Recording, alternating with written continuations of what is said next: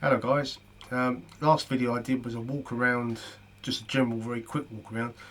As promised, I'm going to do one now with a bit more detail and point out some various parts, and you can get some specific information from the blog if you need be. Okay, and we'll start on the vacuum. Now this will be working throughout the train, so this is a working vacuum. We have the main vacuum pipe comes round here, under the cylinder, middle cylinder, round the back. This is falling roughly where the full size does. Goes across, round the back, through the boiler stay, and when it comes over the rear axle, drops down below the ashpan, which will then go to the various junctions and up to the fittings.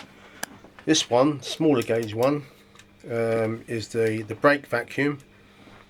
So again, this comes from the back, along here, goes down to the vacuum cylinders, and this branch off from the main pipe goes back to the vacuum cylinders.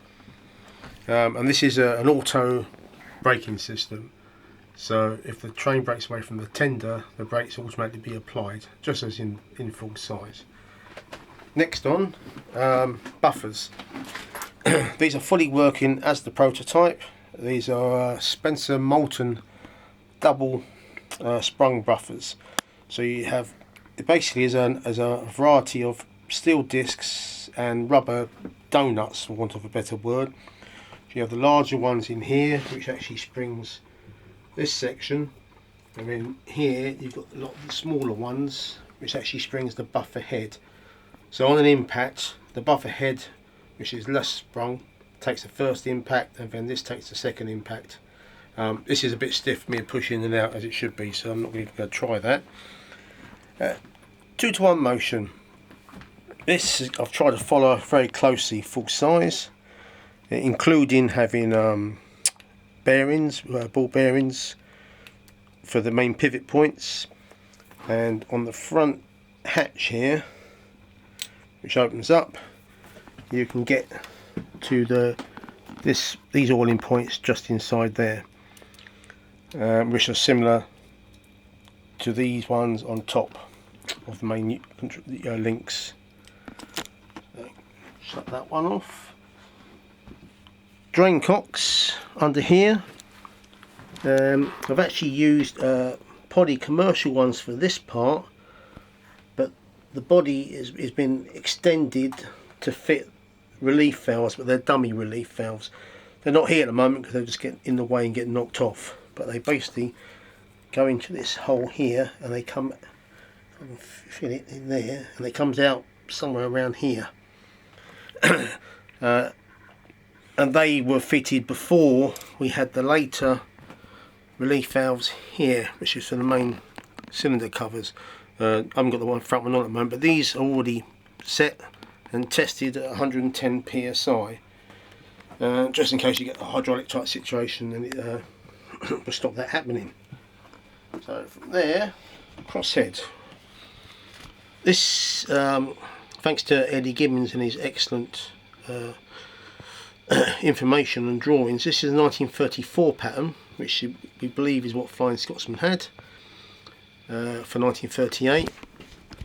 This all works as on the original.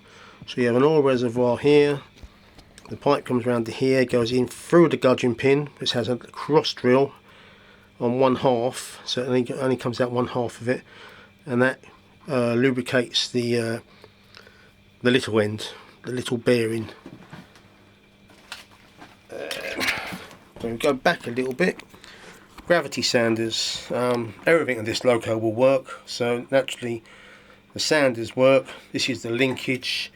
You'll find in one of my other videos where I actually had the linkage going back to the cab, but that's all working, and they get fed in through there. Expansion link here. These are working oil cups. I'll be able to pull one off. See there, it's very small. I use a pump, pressure pump, to be able to pump the oil into the oil can to get that to work. Coupling rods, they are, as the prototype for my era of 1938, they are fish bellied. Their outside profile and the flutes themselves are also fish bellied, and they were done by hand, and that was a lot of work. Onto the steam sounders, which are in here. I haven't got the tube connected up yet because that goes up through the running boards. But again, these will be fully working. This is the union here for where the steam sounder from both sounders will meet and then go back to the cab, and you can just see them under here. They're just basically sitting there at the moment, they're not fully connected. So that's the steam sounders. Weight shaft is here, but there's not much happening with that. This is a dummy oil pot just to follow full size, but these have been these have engine lube on them which will last a long time. Keep going back, you've got return crank. You might just be able to pick out if I have put some numbers on the return crank as on the full size locos, and just for a little fun on this one I've put the earlier number of 1472 and then 4472 after, which was standard practice on the locomotives. Go back, this is here is a drain cock linkage, again as with full size, goes all the way down back to the front, drops down underneath the cylinder and comes up to the linkage in the middle here, which then goes to the outside. The middle one's actually still connected, but the two outside ones at the moment I've taken the pins out because I can't set the cable length properly until the cab's there permanently, because I'm going to ferrule it to stop it from being able to move. At the moment it's just held in by bolts. Okay, Cartage axle at the back here. Again, this is a working Cartage axle. You've got the oiling points here, and you've also got this here for the axle box. It has a separate axle box, oil tray inside there with a felt pad, and that's the same on the tender. The other oiling things to notice are the ones on the rods. Going back to the rods for a sec. These are going to be changed. I've since found out from good old Eddie that for my era, when Flying Scotsman still had the nickel chrome type lightweight rods, these were bronze hex with the corks in them, and I've done steel.